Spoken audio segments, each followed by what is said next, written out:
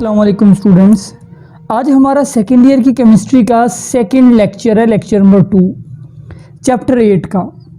और टॉपिक आज का बहुत ही अहम है, कॉन्सेप्ट वाला टॉपिक है IUPAC नेम। आज हम ये सीखेंगे कि आप किसी भी अल्केन को नाम कैसे दे सकते हैं। ये बड़ा आसान मेथड है, लेकिन ये समझने के लिए इससे पहले आपको पिछला लेक्चर सुन लेना चाहिए। अगर आपने वो नहीं सुना तो उसको अच्छे से सुने और समझे। IUPAC नेम ये क्या होते हैं, सबसे पहले इसकी हिस्ट्री देखें। 1889 में सिस्टमैटिकली सॉर्ट किया।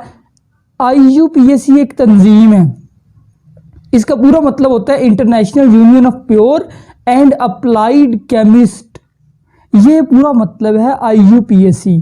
तो आपको पता है कि जो हायर हाइड्रोकार्बन है उनको हम कॉमन नेम, ये जो है ना, जो कल हमने पढ़े थे, वो हम नहीं दे सकते। तो उस मसले का हल पेश किया 1889 में IUPAC ने। सिस्टमैटिकली सॉर्ट यानी कि आप कह दे एक हल दिया। फिर इसी के ऊपर 1892 में क्या हुआ, report was accepted in Geneva. Geneva एक सिटी का नेम है, वहां पर एक रिपोर्ट पेश की गई IUPAC को नेमिंग के हवाले से। वो एक्सेप्ट तो कर ली गई लेकिन वो इनकम्प्लीट थी। फिर 1930 में मॉडिफाइड रिपोर्ट वाज गिवन, यानी मॉडिफाइड का मतलब उसमें थोड़ी सी चेंजेस की गई। उस रिपोर्ट को हम कहते हैं लाइजी रूल्स, ठीक है। फिर 1947 में उसमें थोड़ी सी और मॉडिफिकेशन की गई, यानी जो जो गलतियां थी उनको ठीक किया गया। और फिर फाइनली 1979 में जो मोस्ट रिसेंट रिपोर्ट थी वो पब्लिश कर दी गई, यानी कि उसको न्यूज़पेपर में और केमिस्ट्री की बुक्स में पब्लिश कर दिया गया। तो एक ये जो IUPAC नेम है ना, इसका एक रूल है। रूल क्या है, each different compound should have different name. कल मैंने जब आपको कॉमन नेम के बारे में बताया था तो मैंने बताया था कि डिकेन, जैसे किसी का नाम डिकेन है, मतलब उसमें 10 कार्बन होंगे, उसका फार्मूला होगा C10H22। अब उसके अंदर कई तरह के आइसोमर्स पॉसिबल है। डिकेन के अंदर इवन 20 के करीब आइसोमर्स पॉसिबल है, लेकिन आपके पास जो कॉमन नेम है वो सिर्फ 3 है। एक सिंपल N डिकेन, दूसरा आइसोडिकेन, तीसरा नियोडिकीन। तो कॉमन नेम के जरिए हम कभी भी नाम नहीं दे सकते आइसोमर्स को, तो फिर इसलिए ये IUPAC नेम पेश किए गए। अब हम ये देखते हैं कि अल्काइल ग्रुप क्या होता है। IUPAC नेम देने से पहले आपको अल्काइल ग्रुप के बारे में पता होना लाजमी है। ये जो अल्काइल ग्रुप होता है इसको हम R से जाहिर करते हैं, it is denoted by capital R। अब अल्काइल ग्रुप क्या है, if we remove 1 hydrogen from alkane, आप अल्केन से एक हाइड्रोजन निकाल दें, देन अल्काइल ग्रुप ऑब्टेन। फिर आपके पास जो चीज आएगी वो अल्काइल ग्रुप होगा। सपोज आपके पास है CH4, क्या है बच्चों, मीथेन। मीथेन का स्ट्रक्चर यूं होता है, C और चारों तरफ H मौजूद है। सपोज ये एक H आप हटा दे, अब क्या रह गया, अब रह गया CH3, लेकिन एक बॉन्ड खाली है। ऐसा ही है ना, CH3 का एक बॉन्ड खाली है। इस CH3 को हम कहते हैं दिस इज अल्काइल ग्रुप। अब इस अल्काइल ग्रुप का नाम कैसे देते हैं, तो मैंने देखे नोमेनक्लेचर लिखा है कि इसको नाम कैसे देना है, नेम्ड आफ्टर रिमूविंग एन। आपके पास जो अल्केन था ना उसके नाम का एन हटा दे एंड रिप्लेस्ड बाई YL। मसलन ये जो आपके पास था अल्केन जिससे ये अल्काइल ग्रुप बना है, इस अल्केन का क्या नाम था बच्चों, मीथेन। क्या नाम था, मीथेन। ये एन इसका हटा दे, बाकी क्या रह गया, मेथ, और एंड पे क्या लगा दे, YL। बस सिंपली YL लगा दे, ये अल्काइल ग्रुप का नोमेनक्लेचर हो गया। मीथेन से मिथाइल, इथेन से इथाइल, ब्यूटेन से ब्यूटाइल, इसी तरह सारे आप दे सकते हैं अल्काइल रेडिकल। ये कुछ और एग्जांपल्स के ऊपर गौर करें। आपके पास अल्केन फॉर एग्जांपल ये है CH3, ये बच्चों क्या होता है, ये होता है इथेन। ठीक हो गया, इथेन। अगर आप इसमें से एक H हटा दें, मैं दोबारा इसके फॉर्मूले को लिखता हूँ, CH3 है, CH यहाँ पे 2 लिख दिया, ये एक H मैंने साइड पे करके लिख दिया, ये एक्चुअली इसी कार्बन के साथ अटैच है ये H, इसको हम हटा दें, फिर ये क्या रह गया CH3 CH2 और एक बॉन्ड इसका खाली। ये बॉन्ड खाली शो करना भी जरूरी है। अब ये क्या है, इथेन था, ये इथेन का AN नहीं हटा दे तो इथेन से इथाइल, समझ आ गई। एंड पे क्या लगाया जाए, YL, यानी अल्काइल ग्रुप का जो सफिक्स है ना वो होता है YL, क्योंकि अल्काइल के नाम के एंड पे भी YL आता है। तो जब आपने अल्काइल ग्रुप को नाम देना है तो जिस अल्केन से वो बना है उसी अल्केन का एन हटा के YL लगा दे। जैसे ये प्रोपेन है, अगर आप प्रोपेन का यहाँ से आखिरी कार्बन के साथ 3 H है, एक H हटा दे तो 2 H रह गए, CH3 CH2 CH2, तो ये आपके पास क्या आ गया, ये प्रोपाइल आ गया। प्रोपेन से प्रोपाइल, प्रोपेन से प्रोपाइल। मैं एक बात को एक्सप्लेन यहाँ पे करना ज़रूरी समझता हूँ कि प्रोपेन के आप 2 जगह से H हटा सकते हैं, एक टर्मिनल कार्बन से हटा सकते हैं, यानी इससे या इससे। अगर आप साइड से हटाएंगे फिर आपके पास आएगा N प्रोपेन।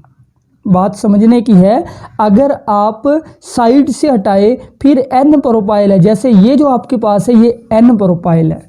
एक और प्रोपाइल भी आ सकता है, जैसे CH3 CH2 CH3, ठीक है, ये भी प्रोपेन है। यहाँ से आप H हटा दें फिर आपके पास CH3 CH और CH3, यहाँ पे बॉन्ड खाली है। इस वाले प्रोपाइल का क्या नाम होगा, ये भी मतलब एक अल्काइल ग्रुप बन गया, इसका नाम होगा आइसोप्रोपाइल।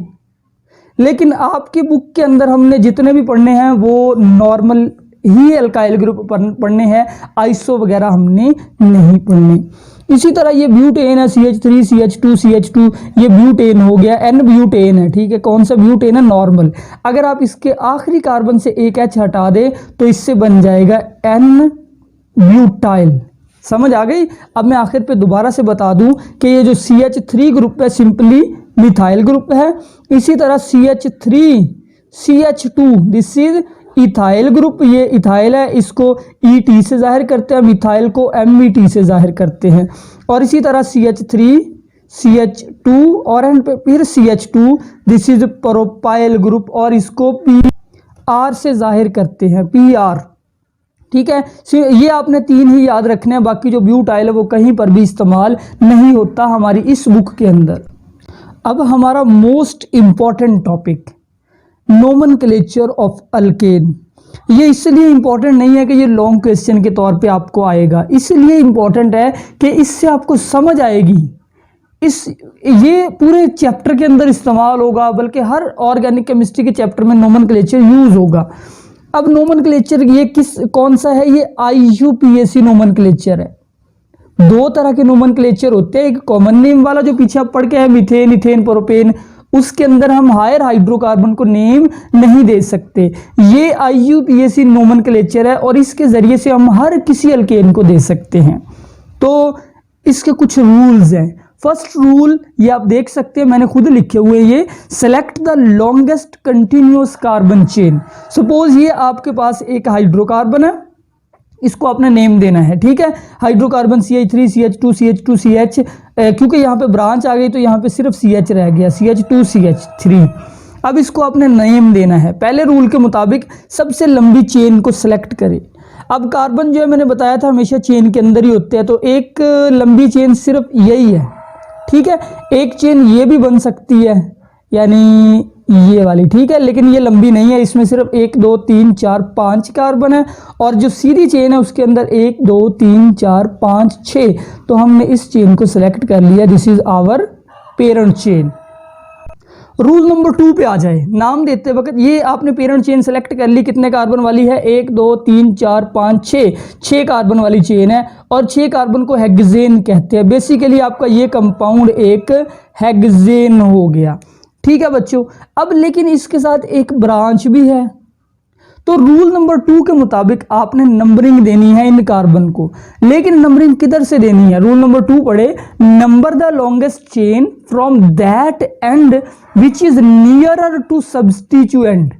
उस तरफ से नंबरिंग दे जिधर से आपको ब्रांच नजदीक पड़ती है।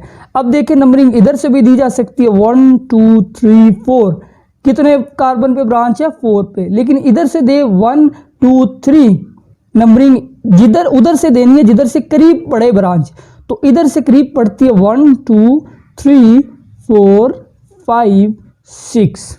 ठीक हो गया। अब ये हेक्सेन है। अब rule number 3, identify branch. Branch देखिए कौन सी है, CH3 है ना, इस ब्रांच को हम सब्स्टिट्यूएंट भी कहते हैं, सब्स्टिट्यूएंट यानी ब्रांच। कौन सी ब्रांच है, CH3, ये क्या होती है, मिथाइल। ठीक है, कितने कार्बन पे है, 3 पे, तो इसको इस पूरे कंपाउंड को अब हम नाम देते हैं ब्रांच। रूल नंबर 3 के मुताबिक आप क्या करें, ब्रांच की पोजीशन लिखें। आप लिखे 3, ये वाला जो हाइफन होता है या डैश होती है, डैश लगाए, 3 मिथाइल हेक्सेन, ये आपका नेम आ गया 3 मिथाइल हेक्सेन। यानी कि नाम लिखते वक्त जो आपकी पेरेंट चेन है उसको आपने एंड पे लिखना है और ब्रांचेस की पोजीशन को शुरू में लिखना है, बस यही रूल है। इसके आगे भी देखते हैं एक दो और को। अब ये दूसरा हाइड्रोकार्बन है, इसको नेम देते हैं। ये हाइड्रोकार्बन है सारा, इसकी चेन सेलेक्ट करें, लंबी चेन कौन सी है सबसे। एक चेन, इसमें 2 चेन है, मैं आपको दिखा देता हूँ। एक इसमें ये कार्बन की चेन है, ठीक है बच्चों, दूसरी ये चेन है। अब ज्यादा लंबी कौन सी है, गिन के देख लें, 1 2 3 4 5, ये सीधी चेन 5 कार्बन पर मुश्तमिल है, और ब्रांच वाली 1 2 3 4 5 6। अब हमने ये चेन सेलेक्ट करनी है। ठीक हो गया, इस चेन को सिलेक्ट कर लें। हमने सेलेक्ट कर ली कि ये हमारी जो है पेरेंट चेन है, और कितने कार्बन वाली हो गई, 6 वाली, 6 वाला ये कंपाउंड हेक्सेन हो गया। अब ब्रांच को आइडेंटिफाई करें, ब्रांच कौन सी है, ब्रांच ये रही, CH3 ब्रांच है, नेम इसको अब दें। ठीक, नेम अब हम देंगे, पहले ब्रांच की पोजीशन लिखेंगे, किस कार्बन पे है ब्रांच, नंबरिंग दे। नंबरिंग किधर से शुरू करनी है, इधर से 1 2 3 4 5 6, इधर से हम ब्रांच नंबरिंग इधर से भी दे सकते थे 1 2 3 4, लेकिन यहाँ पे 4 पे ब्रांच पड़ रही है। मैंने बताया नंबरिंग उधर से स्टार्ट करें जहाँ से ब्रांच नज़दीक हो, तो इसका नाम क्या हो गया, 3 पे कौन सी ब्रांच है, मिथाइल, 3 मिथाइल, और एंड पे पेरेंट नेम लिखे। पेरेंट नेम क्या है, 6 कार्बन वाला कंपाउंड है हेक्सेन, 3 मिथाइल हेक्सेन। ये एक और कंपाउंड है, इसको नेम देते हैं। इसमें भी एक ही ब्रांच है। ये तो नंबरिंग बहुत आसान है, ब्रांच को देख ले, ये ब्रांच है, और नंबरिंग किधर से स्टार्ट करेंगे, 1 2 3 4, इधर से 1 2 3 4, किसी भी तरफ से नंबरिंग दे दे सेम आंसर आएगा।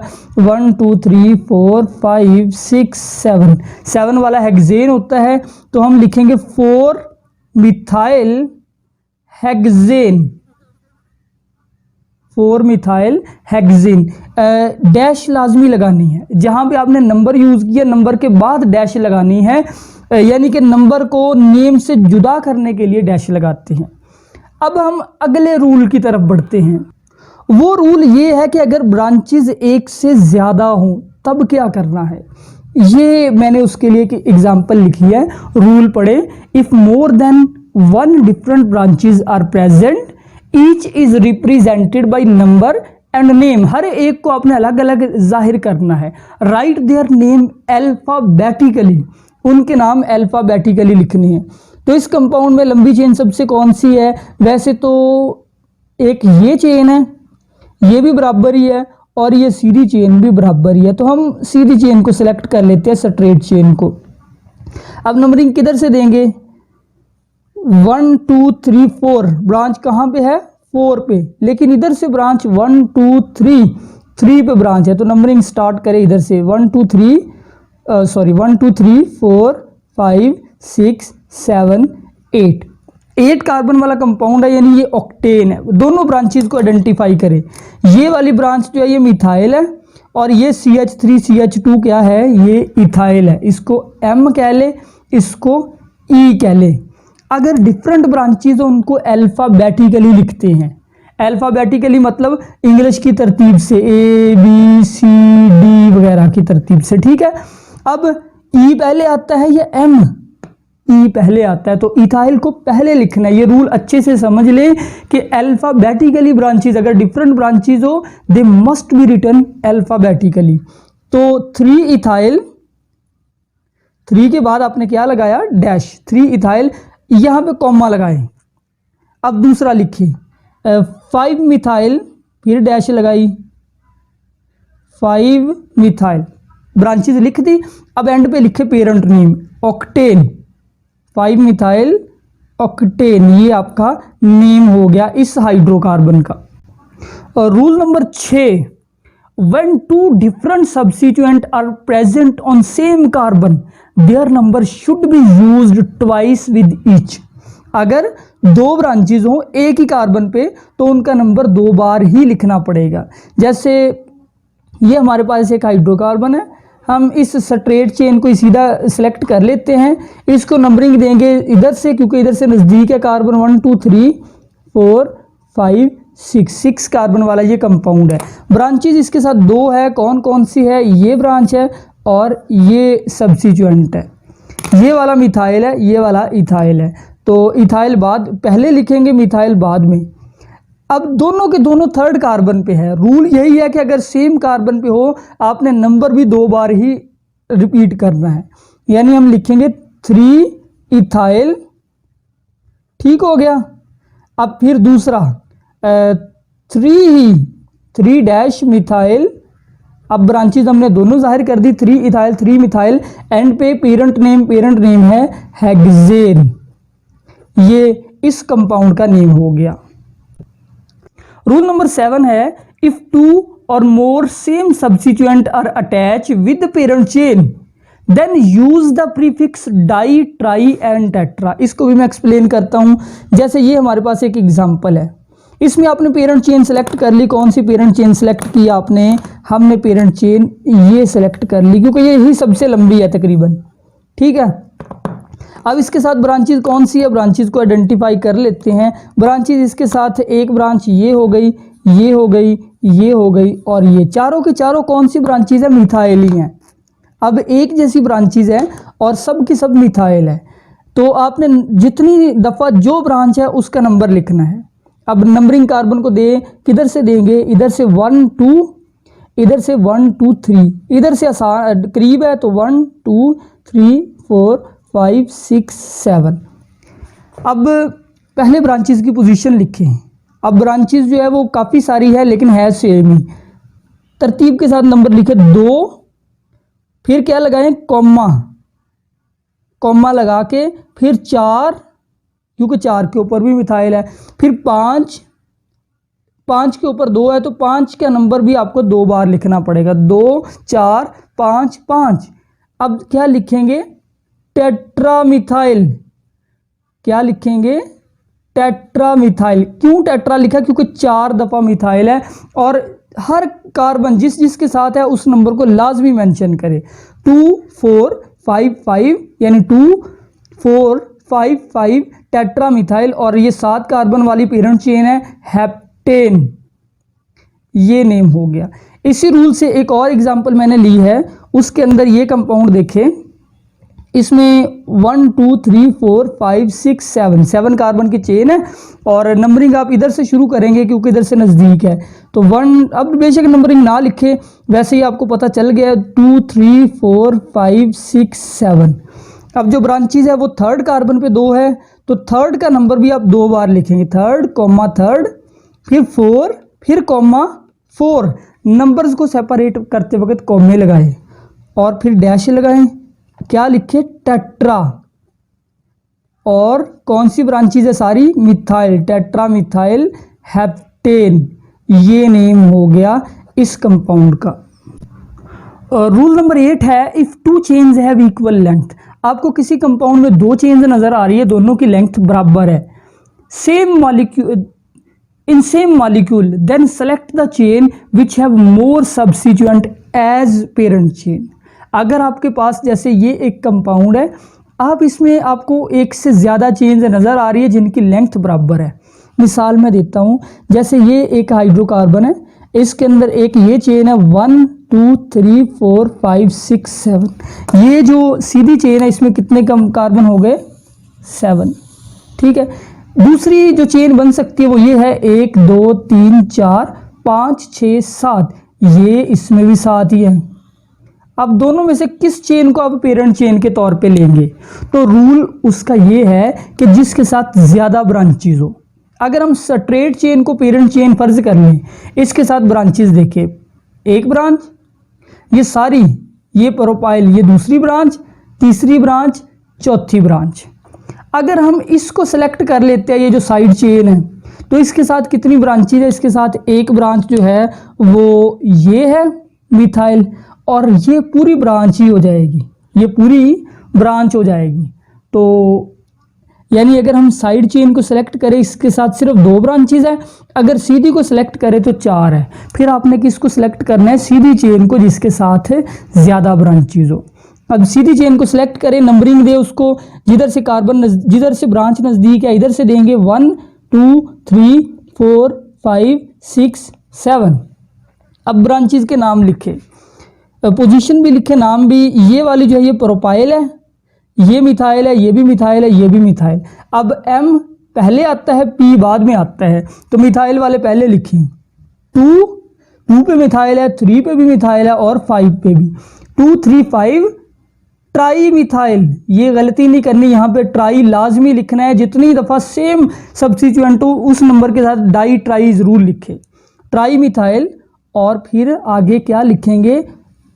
दूसरी ब्रांच 4 प्रोपाइल, क्योंकि 4 के ऊपर प्रोपाइल है। एंड पे पेरेंट नेम लिखे हेप्टेन, ये नेम हो गया इस कंपाउंड का। लास्ट रूल है हमारा यहाँ पे जो मैंने लिखे है, रूल नंबर 9।